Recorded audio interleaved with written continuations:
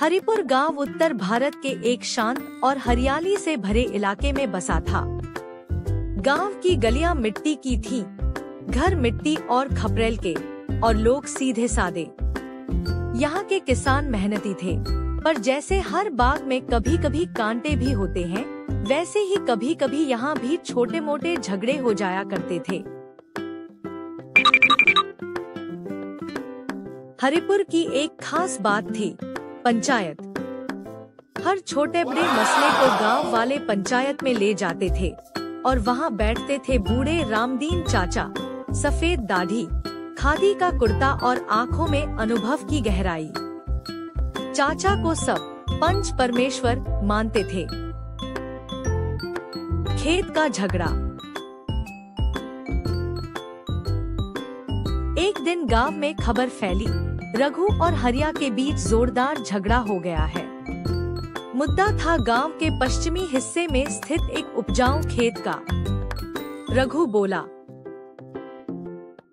यह खेत मेरे बाप दादा का है। हरिया बोला, नक्शे में यह जमीन मेरे हिस्से में आती है। गांव में अफरा-तफरी मच गई। बात इतनी बढ़ गई कि मामला पंचायत तक पहुंच गया। पंचायत की बैठक।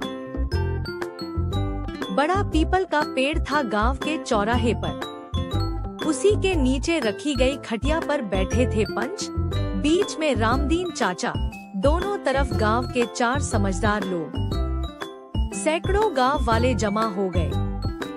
झगड़े की सुनवाई शुरू हुई। रामदीन चाचा ने रघु से कहा, बेटा बताओ, तुम्हें कैसे यकीन है कि खेत तुम्हारा है? सच्चाई की खोज। चाचा बचपन से वही हल चलाया है। अब हरिया कहता है उसका है। फिर हरिया से पूछा गया। उसने कागज दिखाए, लेकिन कागज भी बहुत पुराने और धुंधले थे। मामला उलझ गया। सच्चाई की खोज। रामदीन चाचा ने कहा, बेटा हम आज फैसला नहीं करेंगे, पहले सबूतों की जांच करनी होगी। उन्होंने गांव के बुजुर्गों से बात की, पटवारी दस्तावेज निकलवाए। कई रातें बीत गईं। चाचा हर रात लालटेन की रोशनी में कागज पढ़ते रहे। एक रात उन्हें एक पुराना नक्शा मिला, जिस पर स्पष्ट लिखा था कि खेत असल में हरिया के दादा के नाम था। लेकिन रघु के परिवार ने बरसों तक उस खेत की देखभाल की थी। यह भी सच था।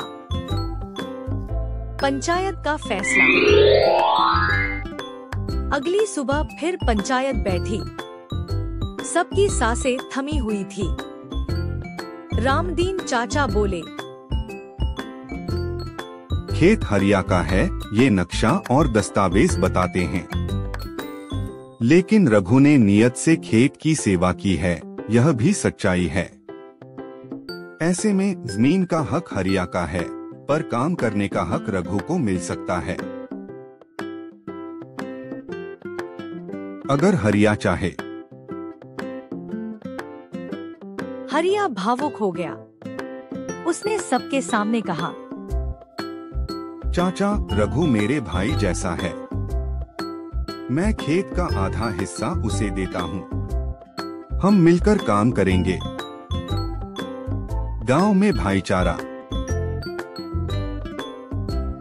यह सुनकर सब तालियां बजाने लगे। गांव का माहौल फिर से खुशहाल हो गया। पंचायत समाप्त होते ही रामदीन चाचा बोले, बेटा पंचायत का मतलब है आपसी समझ, न कि सिर्फ विवाद का हल। जहां न्याय में करुणा हो, वही असली फैसला होता है। सीख। जब पंच न्याय करते हैं, तो उन्हें सिर्फ कानून नहीं, इंसानियत भी देखनी चाहिए। सच्चा न्याय वही होता है जिसमें समझदारी, धैर्य और आपसी सम्मान हो।